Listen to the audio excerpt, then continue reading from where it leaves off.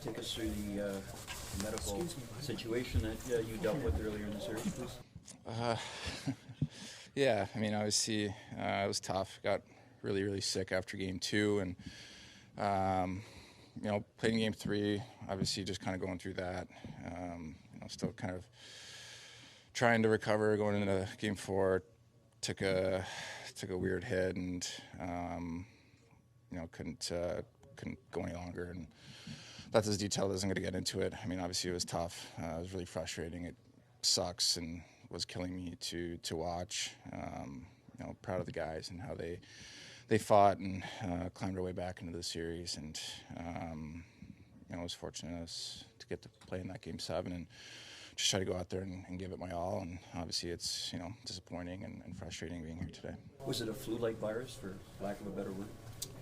Something like that. I don't know exactly what was going on after that second game, but yeah. Auston, why do you think it's been tough for the team to generate offense in some of these playoffs? I mean, that's a good question. I mean, I think it's obviously when that time of year, it's tough to generate offense. It's when teams are playing extremely tight, and not a lot of space out there. I think special teams probably plays a big factor into that, and that's something that we couldn't really get going on in the series as well as we would have liked. And I think that plays a big role into it. As a competitor, Auston, after another run that came up short of your expectations, what's your level of frustration that the run ended again when it did? Well, it's always frustrating, disappointing, and you always want more. And so when you're left, sitting here talking when there's still other teams playing, it's obviously not a great feeling. So I think it's just continue to look inward. Trying to be better as individuals and collectively as a team. What do you make of the heat that Mitch takes in this market from time to time and now as well?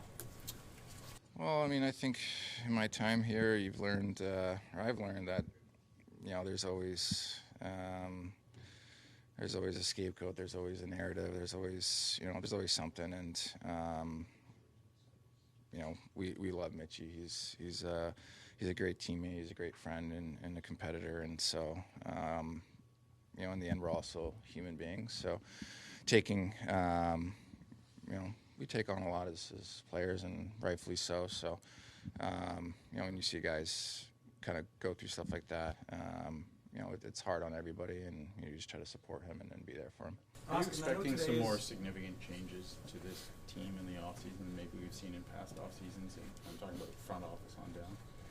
Yeah, I don't know. I mean, that's not really, I think a question that I can really answer, to be honest. Auston, I know today is about the team and about your teammates and all of that, but I wonder if I can get any thoughts from you about the Coyotes actually leaving for Utah. We talked a little bit when it looked like it was happening, but it actually happened over the playoffs. Just your thoughts on that city without. Yeah, I think I touched on it when it happened. It's obviously, selfishly, it's, kind of sad, disappointing, and I understand the NHL's viewpoint on it. So, definitely a sad day when it happened for Arizona hockey, but, hopeful that they'll be able to bring a team back there at some point and be able to figure out that situation. You got one last one here for Auston. You got one trophy. You're up for 2. How do you balance that recognition versus being here today and not advancing beyond the first round? Yeah, I mean, it's always,